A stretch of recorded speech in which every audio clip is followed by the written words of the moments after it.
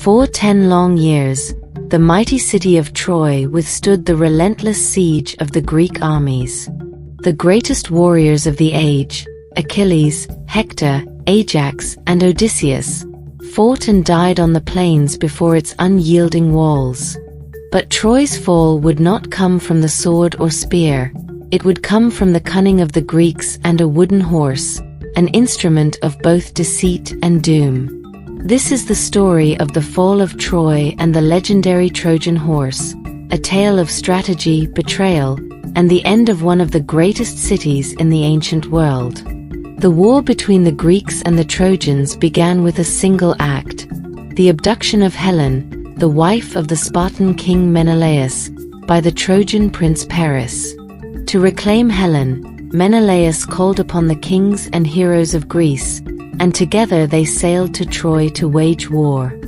For years, the two sides clashed. The Trojans, led by their noble prince Hector, defended their city fiercely, while the Greeks, under the command of Agamemnon, brother of Menelaus, launched repeated assaults on Troy's towering walls. Many legendary heroes fought and died during the conflict. Hector was slain by the vengeful Achilles, who himself was later struck down by Paris's arrow, guided by the hand of Apollo. Yet despite these great losses, the walls of Troy remained unconquered. By the 10th year of the war, the Greeks were weary. Their best warriors had fallen, and their morale was low. The war seemed endless, and the city of Troy stood as unbreakable as ever. But it was in this moment of despair that Odysseus, the clever king of Ithaca, devised a plan that would bring an end to the war not by force, but by trickery.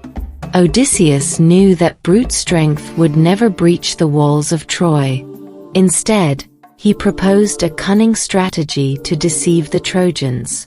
The Greeks would pretend to abandon the siege, but before they left, they would leave behind a great wooden horse as an offering to the gods, specifically to Athena, the goddess of wisdom and warfare, whom the Trojans revered.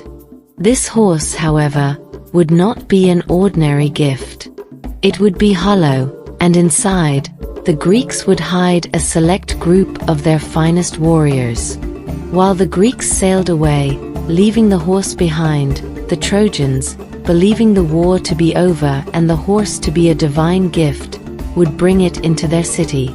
Once night fell and the Trojans slept, the warriors hidden inside the horse would emerge, open the gates of Troy, and let in the returning Greek army. The Greeks set to work building the massive horse, crafted from wood and large enough to hold 12 warriors.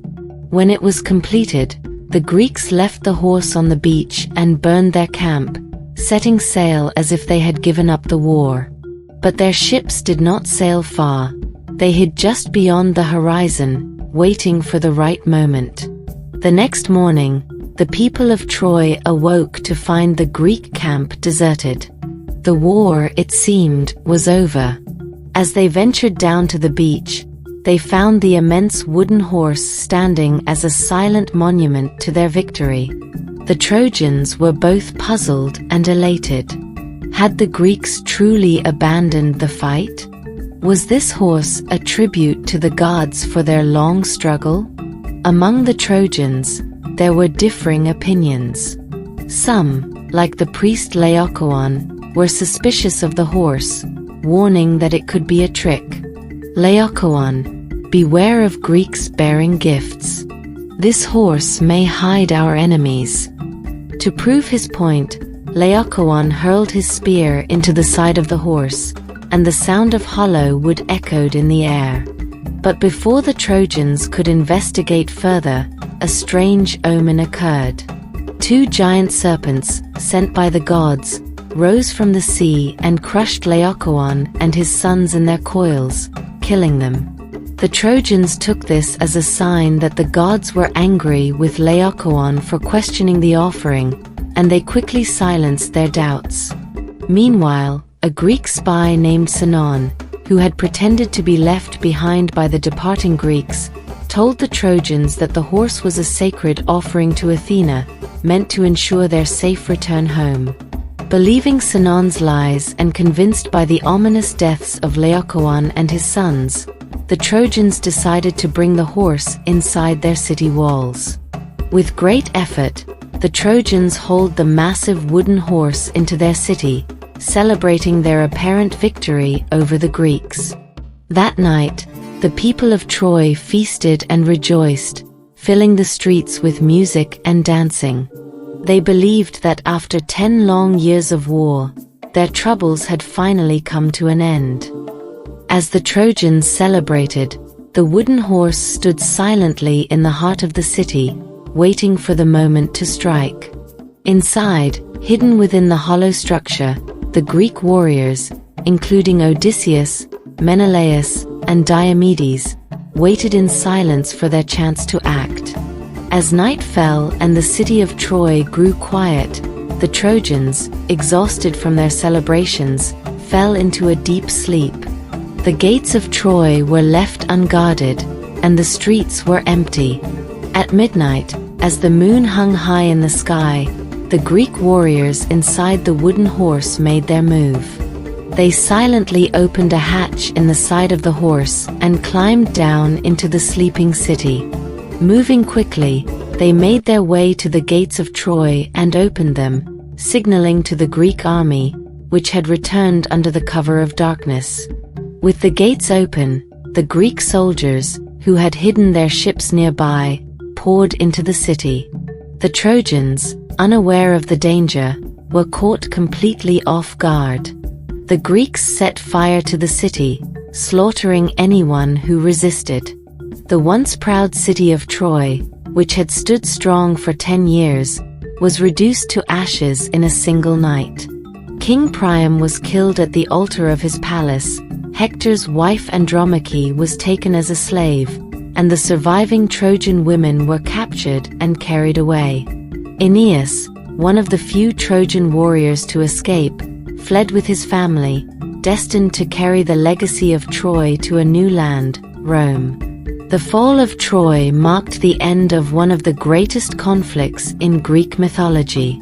The Greeks, having won through cunning rather than sheer force, returned home as heroes, but many of them would face their own tragedies on the journey back. Odysseus, for example, would spend 10 more years trying to return to Ithaca. The Trojan horse became a symbol of deception, a reminder of the cleverness and the ruthlessness of the Greeks. Though they had won the war, their victory came at a great cost to both sides, as many of their finest heroes had died, and the once glorious city of Troy had been wiped from the face of the earth. Troy, once the jewel of Asia Minor, became a ghost of its former self. Its ruins stood as a testament to the great war that had consumed it, and its survivors scattered to the winds. But the story of Troy lived on in the songs and legends of the Greeks, immortalized by the poets Homer and Virgil. The Trojan horse, the symbol of both victory and betrayal, became a lasting image in the minds of generations to come, a reminder that in the game of gods and men, it is not always the sword that wins the day, but the mind behind the blade. And so, the tale of the fall of Troy, the Trojan horse endures, a story of glory, destruction, and the enduring power of deception in the annals of history.